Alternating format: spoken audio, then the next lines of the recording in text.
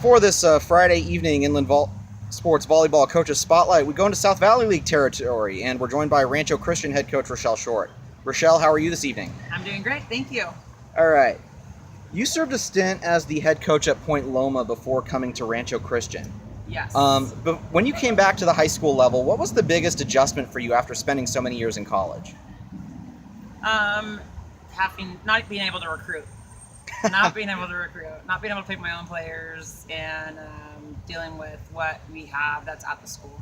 So taking what was in the building and having to make a championship product out of it. That's correct. And turning sometimes into volleyball players. Oh, yeah. So as a former college coach, what advice do you have for kids who are still going through the recruiting process? And the juniors level? Yeah. Definitely to work hard, have positive attitudes, always make sure that your behavior shows and is recruitable worthy, whether you're on the court or off the court.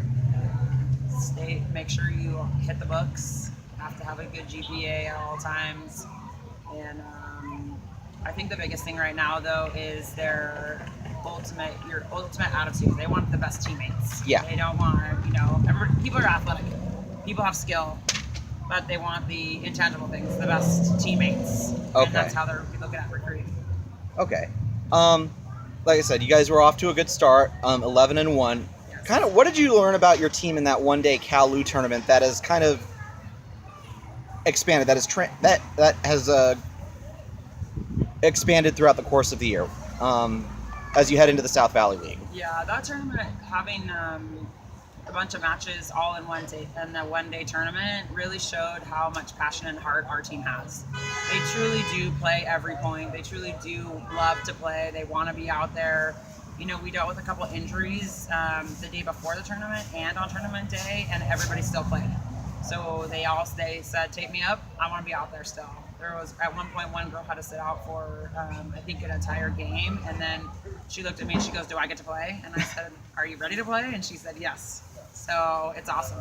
Coach's dream right there, right? That's right. And I have 9 of them. Nice. Last year, you guys had to fight your way into the playoffs on the last week. I was actually working that senior day match, if you remember. Yeah. What has your group taken from that experience of having to fight their way in that last week and brought into this year and has allowed them to get off to this really good start? Yeah, well, we're definitely more experienced this year than we were last year starting, and that's exciting. We still were a very young team last year. We had 4 freshmen and 4 key positions playing. Well, those freshmen are now sophomores, and we've had 3 new freshmen adding in. We're still pretty young, but we're way more experienced than we were last year. So being able to have that come into our game right now really has been a turning point and has allowed us to get to this point. Yeah. Mark Moutluck at Great Oak calls it a year older young. Yeah, is exactly the way he put it when I talked to him about his team. Right, exactly. I would agree with that. How would your players and your assistants describe you in 2 to 3 words? Competitive. And in 2 to 3 words, competitive, and actually 2 of them just described me as strict. But what was the other word they said in the office? I can't remember. Anyways, competitive and strict is what they said. But they know that it's fair, and we just have goals to set. Okay. When she finishes 4 years as a Lady Eagle, when any senior finishes 4 years as a Lady Eagle, what do you hope they leave Rancho Christian with? I hope that they have learned work ethic and they take it into life skills, and not just work ethic, but I have a big saying that we give 100% of the time, and whatever they choose to do or whatever decision that they make, that they continue to do that all the way through their life. Okay.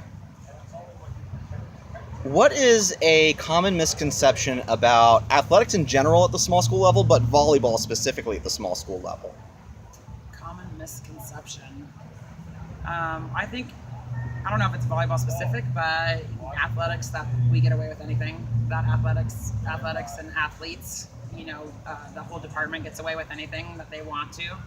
And that's just not true. I think it relies on us coaches to make sure that we set the standard and that we hold people accountable. And over at Rancho Christian, we definitely do. I mean, I had probably 8 conversations with people that did not have standards of grades, and I deal with not just girls volleyball but also boys volleyball. So if there's somebody who grade wise is not up to standards of whatever it needs to be, they don't slide by with anything. They are expected to go do the work in whatever it is. So Okay. So what advice do you have for younger coaches who are looking to start families but yet stay in the profession? I would say really compartmentalize your time. That you do your volleyball in your volleyball time, and then when volleyball time is over, you do family. And that's going to be extremely helpful later on in life to not only separate but to balance it all. Okay. Who are some of your biggest coaching influences, and who was your biggest inspiration in getting into coaching? Wow, that's a good question. I think my biggest inspiration to getting into coaching was probably my Point Loma coaches. There were some experiences, not always good, but good and bad. But it was there at Point Loma when I was a player that I really loved and decided that I have a passion for this game and I love the game in general. And as washed up and retired, the only way to be still a part of it was to coach. But I did take a couple years off and before I even really got into coaching, and it was ultimately my husband who said, look, something's wrong with you. You need to get back into volleyball when I had this couple years off. And so I said, well, I'll try coaching. And I went back into coaching or went into coaching and was able to deal with stress, I guess I could say, stress of whatever kids or family or work or whatever it was. And he was the one who really pushed me back into it and getting involved again. Okay. So what's one thing that when you started coaching, that you knew then that you knew now? That you know now that you knew back then? I didn't know back then? Yeah. Okay, so wait, that I know now that I didn't know back then when I started. Yeah, or you wish you knew. Yeah, I think it would be the ability to really have genuine relationships and not feel like I had to be so tough, but could really hold the strict side, the accountability side, but not be so militant. If that makes sense. Okay. The South Valley League was quite competitive a season ago behind Temecula Prep. Kind of preview what the league looks like this year, or what you believe the league will look like this year. Calvary Murrieta was on the divisional watch list, but they weren't in the first poll. Yeah. Well, I haven't. Calvary's the only team that I haven't seen. We've actually have played everybody else in the league now. So Calvary is the only one I don't know. I think there's going to be some surprises. Honestly, I really do. I think there's going to be. I think we'll be really competitive in the league. I think Santa Rosa, who has been right around mid 4th, 5th the last couple of years, getting competitive. I think we're going to see a rise in them. New View's always a scrappy team and pretty going after it. And I think we'll see probably a rise in a position or two in them as well too. So really, you have to bring your A game. You really do. I mean, and it could really go All the way to the end? It could really go all the way to the end. I think that we're prepared for people to step up, and even though we've faced everybody except for Calvary in our league, I really think that they all have weapons, and all the coaches around know what they're doing and know the sport of volleyball, and so they'll be able to make adjustments and come second round or even third round for some of us that we have played each other.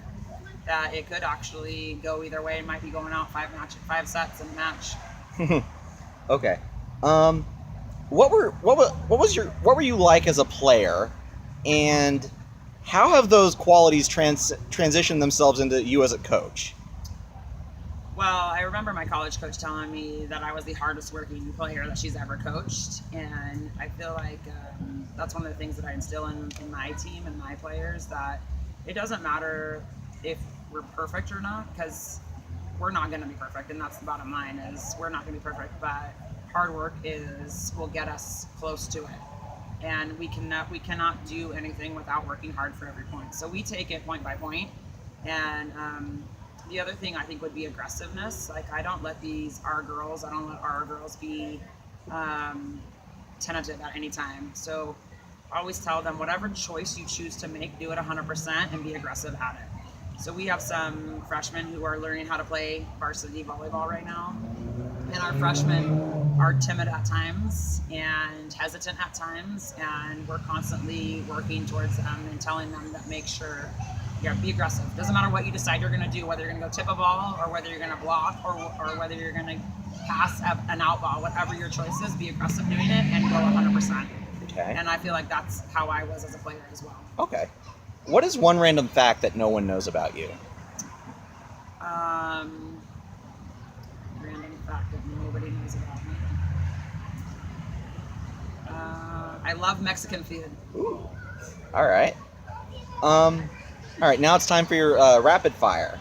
So first, as I say the question, first thing that pops into mind. Okay. Where are we likely to find you off the court? Taking a nap. Favorite restaurant? Sushi. Guilty shopping pleasure? Anything from my house. Favorite TV show? Big Bang Theory. Favorite movie? Silence of the Lambs. Favorite sports to watch outside of volleyball? Basketball. Okay. Favorite vacation spot? Hawaii. Favorite athlete? Oh, that's a good one. I don't really have one, but I love Steph Curry. Okay. Worst subject in school? Science. Karaoke go-to? These boots are made for walking. So if you guys win the league, is that the song you're going to be walking out to? Well, she's just learning that right now, so it probably will be. Funniest moment as a player in college?